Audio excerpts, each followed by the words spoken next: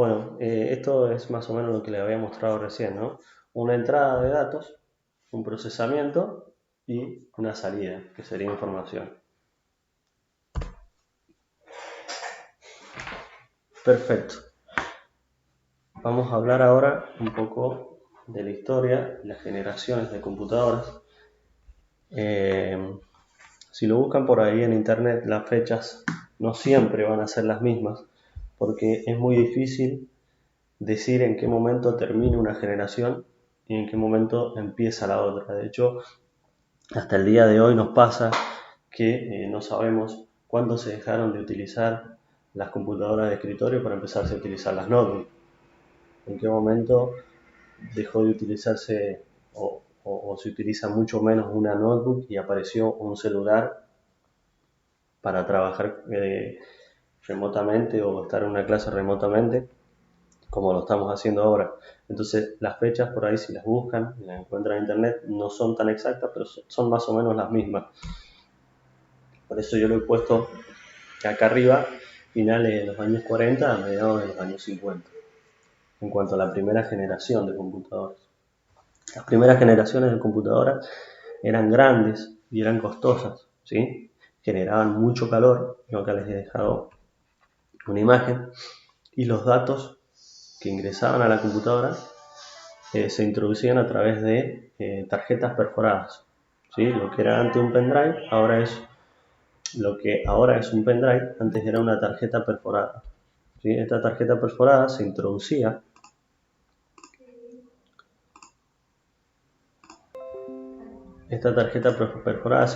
en la computadora y donde encontraba vacío iba haciendo una referencia numérica o de carácter. Lo que tenían estas computadoras, bueno, como decimos, eran muy grandes, generaban mucho calor, necesitaban mucho espacio y necesitaban de un personal especializado para manejarlas.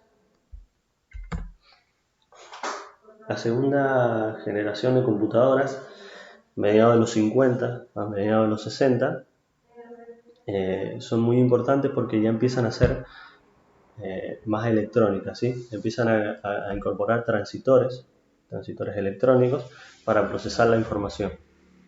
Fíjense, de la primera a la segunda generación como empiezan a disminuir mucho su tamaño. Y ya se empiezan a utilizar algunos mecanismos para almacenar la información. También es importante en esta segunda generación porque comienza a desarrollarse los lenguajes de programación. Los lenguajes de programación es un software que me sirve para crear otros programas. Entonces, a partir de acá, ya la informática y las computadoras empiezan a tener un vuelco más a lo social, ¿sí? Ya no empiezan a ser tan exclusivas de grandes empresas, sino que se empiezan a desarrollar software y programas más específicos. Profesor, ¿qué son Sí. transistores? Transistores son electrónicos, son dispositivos electrónicos que permiten la circulación de energía entre ellos, ¿sí? Ahora te lo muestro acá. Ok, perfecto.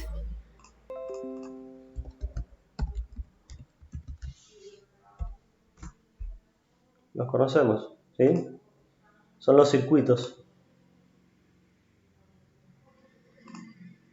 Estos son los transistores que se empiezan a utilizar ya en la segunda generación de computadoras. Si ustedes... Súper pequeño. Claro, si ustedes... por eso se reduce mucho el tamaño. Si ustedes hoy ven una computadora desarmada, un televisor, cualquier dispositivo electrónico, se van a dar cuenta que están llenos de esos transistores. Bueno, en la segunda generación de la computadora es donde empiezan a aparecer los transistores.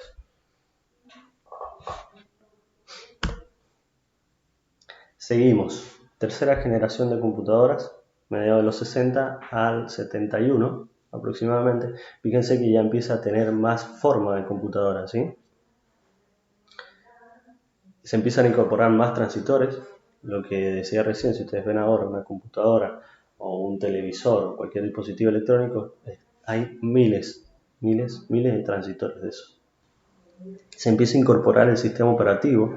Antes no se utilizaba el sistema operativo, se operaban de otra manera. Ahora empiezan a utilizar sistema operativo. El ingreso de datos ya es por teclado, ¿sí? Empieza a aparecer el teclado. Empiezan a aparecer los discos para almacenar información. Y comienza cada vez a hacerse más pequeño, ¿sí? Y a bajar el consumo eléctrico.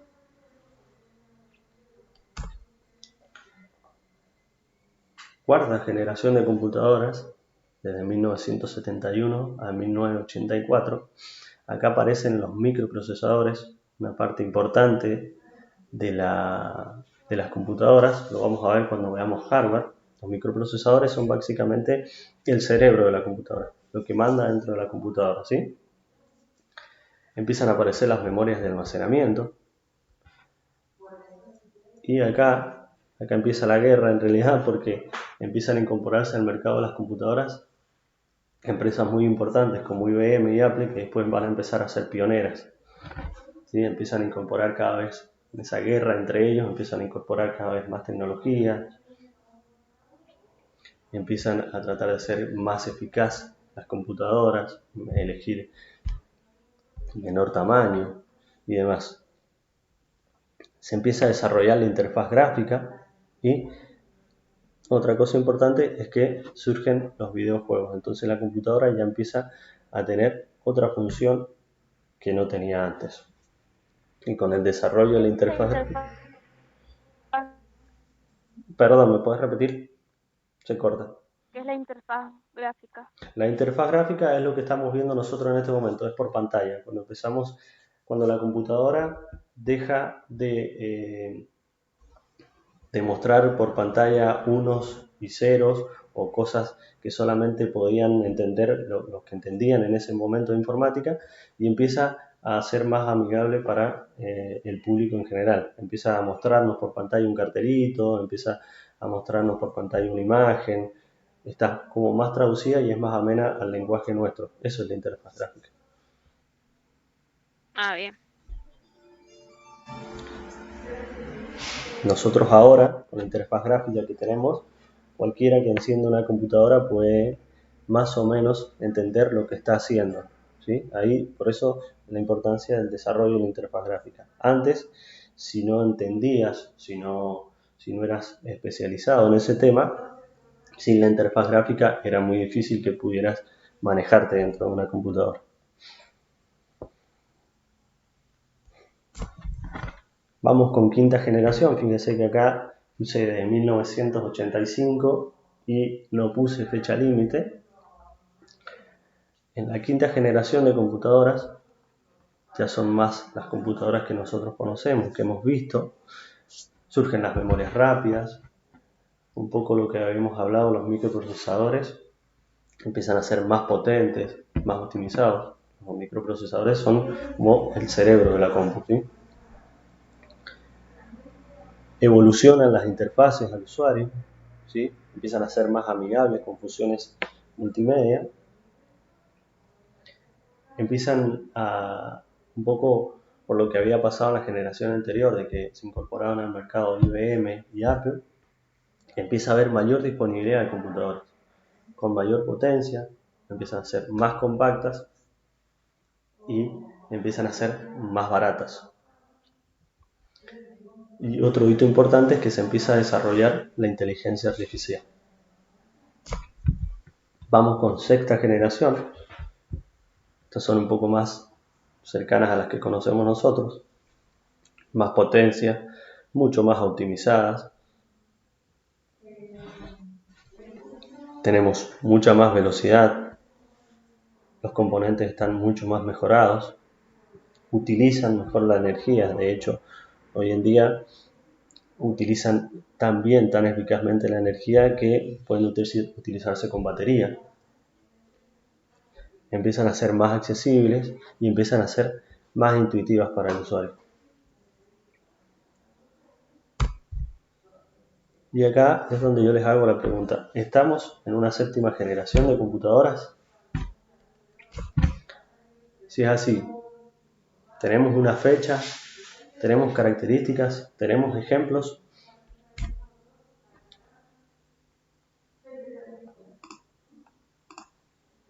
Vamos acá y vamos a hablar un poco esto de la séptima generación de computadoras.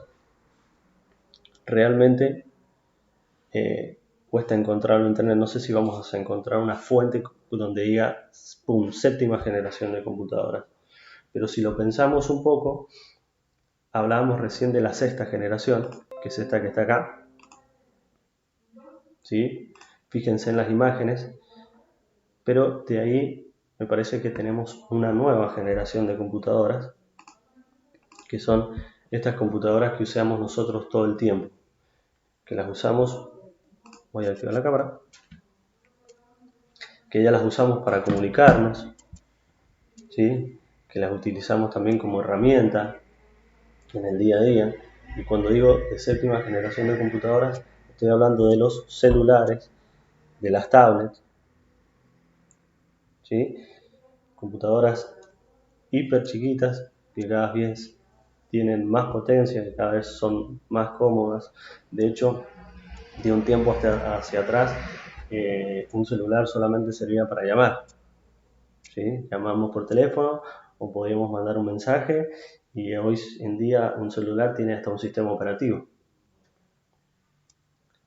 Entonces, a eso me refiero cuando hablo de la séptima generación de computadoras, que es una incógnita. Les repito, no sé si vamos a encontrar información y fuentes de internet donde hablen en sí de la séptima generación. Bueno, sí las vamos a encontrar, pero no está instalada en sí. Esta es la séptima generación de computadoras.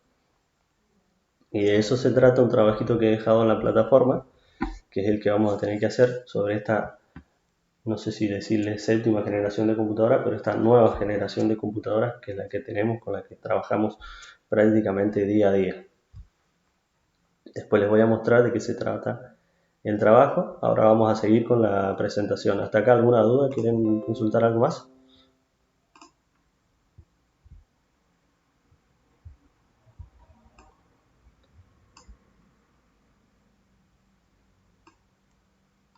Bien.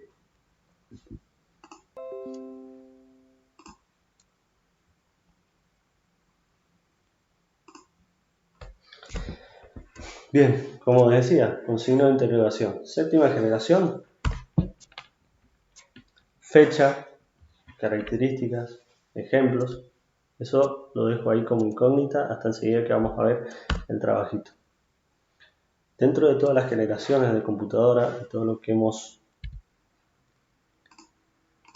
visto sobre la historia de las computadoras, tenemos también los tipos de computadoras. Yo lo he separado en 4 tipos de computadoras. La primera es la supercomputadora, que son computadoras con grandes capacidades de proceso, que pueden procesar hasta billones de operaciones por segundo. Son estas que están aquí arriba. Y son computadoras que utiliza, por ejemplo, la NASA. ¿Sí? Después, otro tipo de computadoras, tenemos las macrocomputadoras, las mainframes, conocidas, que son las que normalmente almacenan bases de datos y conexiones de los bancos, ¿sí? Por ejemplo, nosotros cuando vamos a un banco, tenemos ahí el cajero que está con una computadora, pero no toda la información está almacenada en esa computadora, sino que recurre a estas macros computadoras, ¿sí? Donde están almacenada toda la información. Entonces tenemos varios puestos de trabajo, varios cajeros con computadoras, accediendo a estas macrocomputadoras que son, por supuesto, muy caras, pero tienen la capacidad de procesar mucha cantidad de datos y operaciones por segundo. Entonces, cuando dicen se cayó el sistema, es porque no están pudiendo acceder a esta computadora. Microcomputadoras son las famosas computadoras personales. El término PC significa Personal Computer, es el computadora personal. y son las más populares, son las que utilizan en las escuelas, en las oficinas y demás. Y llegamos al último tipo de computadora, que son las computadoras de mano. Antes se utilizaban mucho las PAL, las agendas electrónicas. Hoy ya se dejaron de utilizar. Se utilizan los celulares, las tablets, ¿sí? Y tienen la característica de que pueden ejecutar programas como las microcomputadoras. Nosotros en un celular ahora podemos tener Word, Excel, PowerPoint. Tenemos prácticamente los mismos accesos que tiene una computadora de escritorio o una notebook. Bueno, lo que decía recién justamente, computadoras actuales, tablets, celulares y notebooks.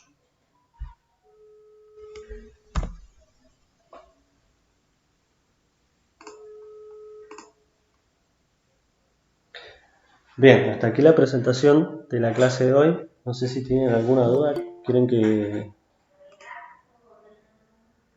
que consultar algo, alguna duda.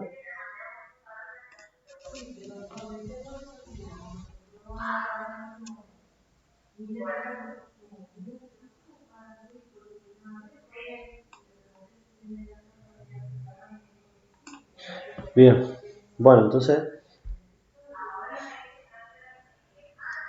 perfecto. Bueno, repasamos un poquito entonces. Clase de hoy arrancamos con qué es una computadora, cuál es la función principal de una computadora, qué necesito para operar una computadora. Una computadora recibe datos, los procesa, nos devuelve información. Esta información, cuando recibe los datos, los procesa a una gran velocidad, nos va a devolver la información. Eso es la informática. De hecho, hicimos un ejemplo acá en un Excel donde automatizamos, ¿sí?, un sistema para que solamente ingresando los datos podamos leer información que es relevante para nosotros. Y esa información es importante para nosotros. Quizás para otra persona no es importante, no tiene utilidad. Repasamos un poquito también lo que es la historia de las computadoras, desde la primera computadora, que era gigante, que no permitía almacenar mucha información, que levantaba mucha temperatura, que necesitaba un personal experto para poderlo manejar, hasta una de las últimas generaciones de computadoras, que desde que empiezan a surgir estas empresas que tienen, por supuesto, intereses económicos y tratan de superarse día a día para obtener clientes, empiezan a salir las nuevas computadoras, donde son cada vez más chicas, cada vez más potentes, cada vez más cómodas, cada vez más intuitivas, que es lo importante. Y por último, empezamos a repasar los tipos de computadoras, los 4 tipos de computadoras. Las supercomputadoras, que son las computadoras más potentes que utiliza, por ejemplo, la NASA. Los mainframes, computadoras a las que pueden acceder los bancos. Después, microcomputadoras, las computadoras que tenemos nosotros. Y las últimas generaciones de computadoras, que ya son los celulares. He dejado acá en el curso de herramientas informáticas, se lo voy a mostrar. Bueno, vamos a hacer una cosa, voy a cortar el video acá y voy a hacer otro video más explicando la tarea, ¿sí?, y cómo tenemos que hacer para subir la tarea de esta semana.